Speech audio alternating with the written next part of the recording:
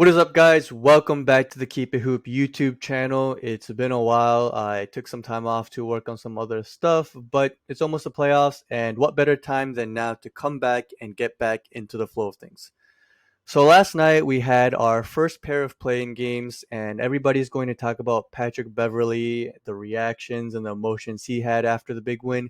Karl Anthony Towns having an awful game, and Anthony Edwards going off. But D'Angelo Russell played an amazing game, was very instrumental for his team, and I wanted to break down a few of his plays from last night. Um, D'Angelo Russell is by no means an elite level point guard on the same level as guys like Steph, Dame, Kyrie.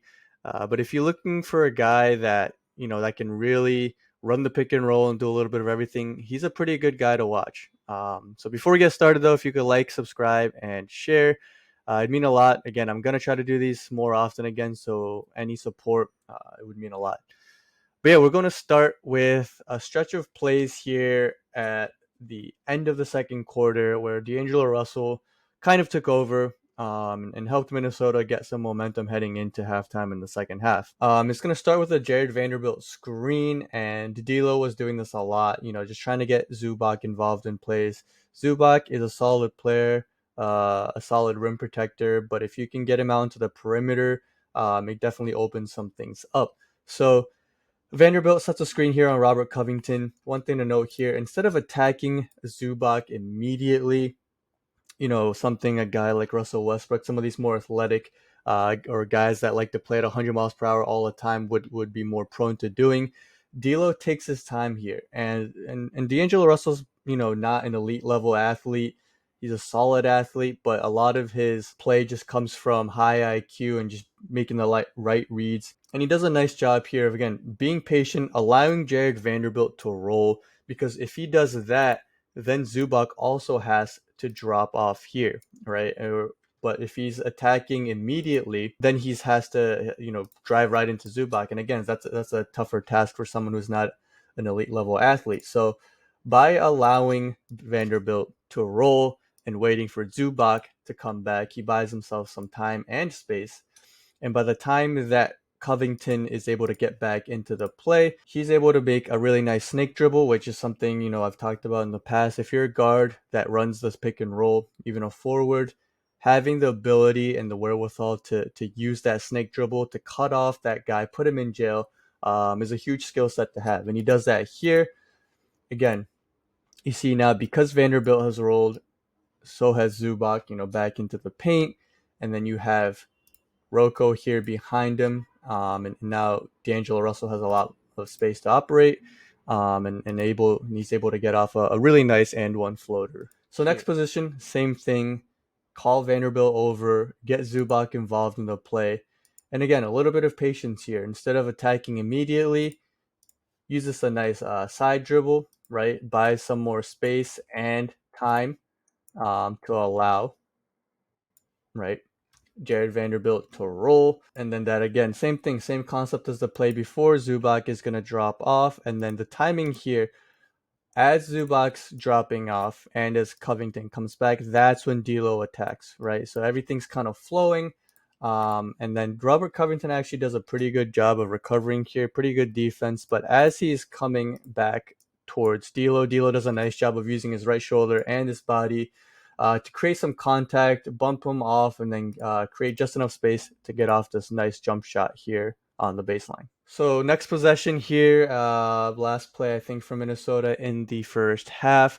You have D'Lo going on a 1-4 flat, and then same thing as before, right? Calling Jared Vanderbilt, and you can see him right here, even calling off, because right, I think that's Naz Reid. He's gonna try to set a screen at first, and D'Lo calls him off. And again, same thing. You have Zubac and Vanderbilt. He's gonna call for that screen as we let it roll here. And look, part of this is going to be scheme, but part of it's also just what D'Lo did the last couple possessions.